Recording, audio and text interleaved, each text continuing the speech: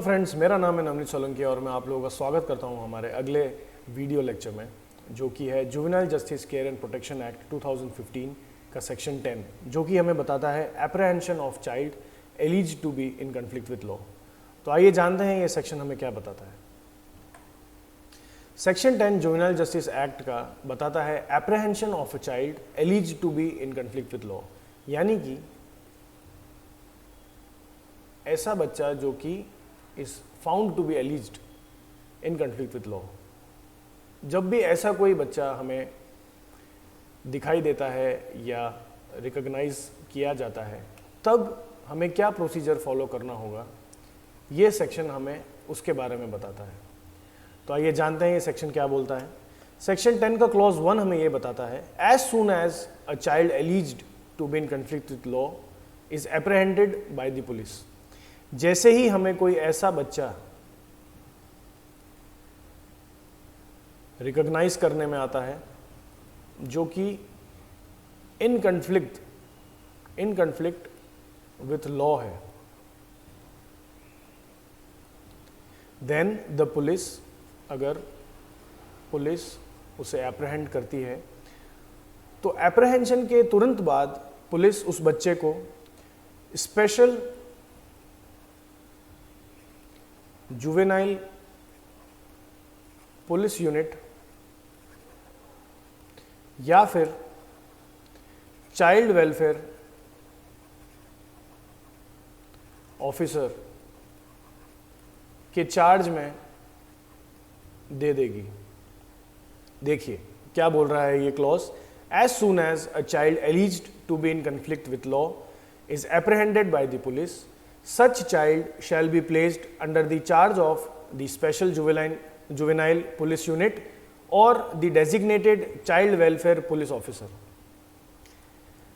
Charge में देने के बाद स्पेशल जुवेनाइल पुलिस यूनिट या फिर चाइल्ड वेलफेयर पुलिस ऑफिसर उस बच्चे को जुवेनाइल बोर्ड, जो कि सेक्शन 4 में डिफाइंड है, के सामने प्रेजेंट करेगी with in 24 hours. With in 24 hours उस बच्चे को बोर्ड के सामने प्रेजेंट करना होता है after the child is apprehended by the police. Apprehension के जस्ट बाद, after apprehension within 24 hours उस बच्चे को बोर्ड के सामने पेश करना होता है, प्रेजेंट करना होता है। इस पूरे 24 आवर्स के पीरियड के अंदर हम लोग ट्रैवलिंग टाइम जो रहेगा उससे एक्सक्लूड करेंगे। ट्रैवलिंग टाइम को इसके अंदर हम लोग इंक्लूड नहीं करते हैं।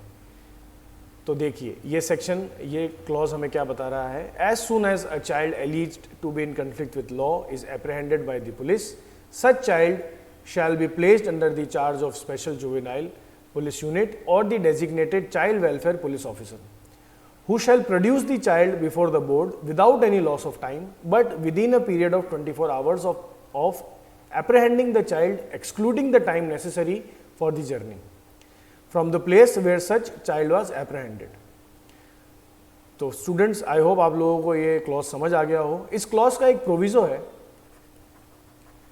वो प्रोविजो हमें ये बताता है कि ऐसा कोई भी बच्चा जो कि इन कन्फ्लिक्ट विथ लॉ की स्टेट में पाया जाता है, उससे हम लोग लॉकअप में या फिर जेल में नहीं रखेंगे। ध्यान से देखिएगा, जो भी बच्चा who is alleged to be in conflict with law shall not be placed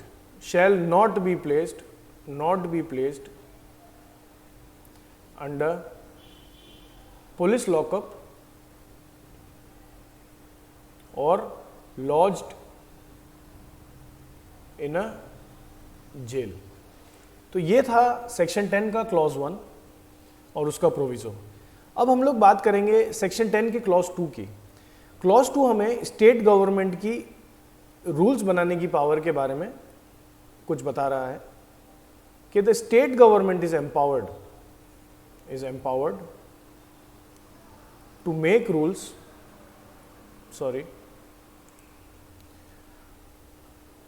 to make rules regarding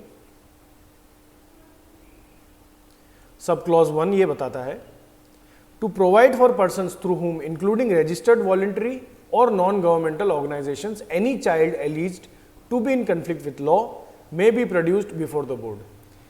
clause 1 में हमने ये देखा कि पुलिस जब किसी child in conflict with law को एप्रहेंड करती है तो क्या प्रोसीजर फॉलो करती है.